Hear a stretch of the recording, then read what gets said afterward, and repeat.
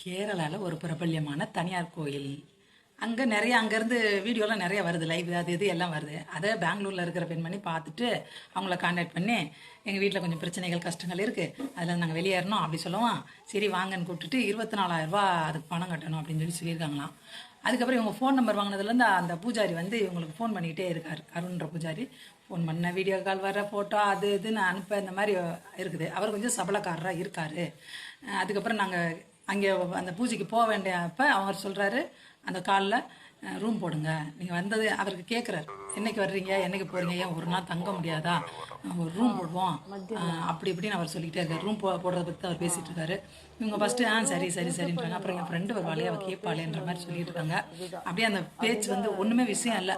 Room போடணுன்றது அவரோட சொல்ல வருது. அதை அவங்க அப்படியே இழுத்து போயிட்டே இருக்காங்க. கொஞ்சம் நேரம் ஓடிட்டே இருக்கு.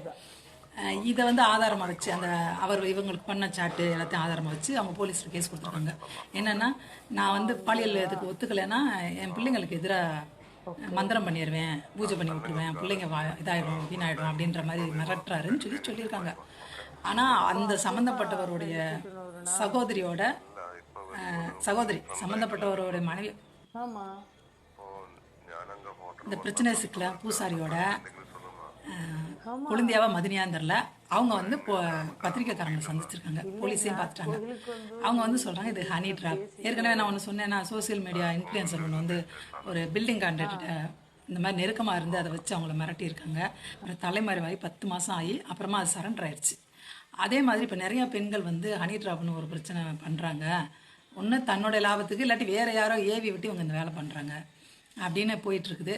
ஃபஸ்ட்டு அந்த பொண்ணு மேலே சிம்பத்தி வருது. கடைசியில் ஹனி ட்ராப்ன்ற வார்த்தையை நான் கேட்கவுமே அப்படியே மலப்பாயிருச்சு. ஏன்னா இந்த கோயில் தனியார் கோயில், 5 பேர் சேர்ந்து நடத்துகிறாங்களாம். அவங்களுக்குள்ளே சின்னதாக கொஞ்சம் வருத்தங்கள்லாம் இருக்குது போல். காசு கணக்கு வழக்கில் வந்து கொஞ்சம் பிரச்சனைகள் இருக்குது போல். அந்த கோயிலுக்கு நிறைய பிரபல்யங்கள் வராங்க. அந்த கோயிலே ஒரு மாதிரி ஜெகஜோதியாக தனிப்பட்ட முறையில் தெரியுது. நிறைய சினிமா பிரபல்யங்கள் வராங்க.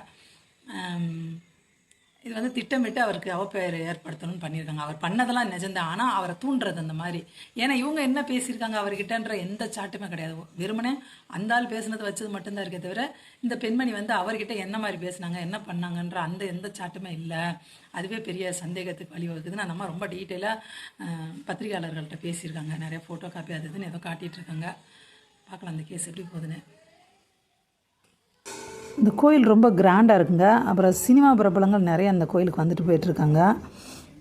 காவல்துறை வந்து இந்த கேஸை இல்லாமல் பண்ணுறதுக்கு இவங்கக்கிட்ட 2 கோடி ரூபாய் பேரம் பேசியிருக்காங்க. ஹனி ட்ராப்பில் சதி திட்டம் தீட்டினதெல்லாம் யாருன்ட்டு ஒரு பிரேமில் ஏகப்பட்ட ஃபோட்டோஸ் இருக்குங்க, அதை காட்டுறாங்க.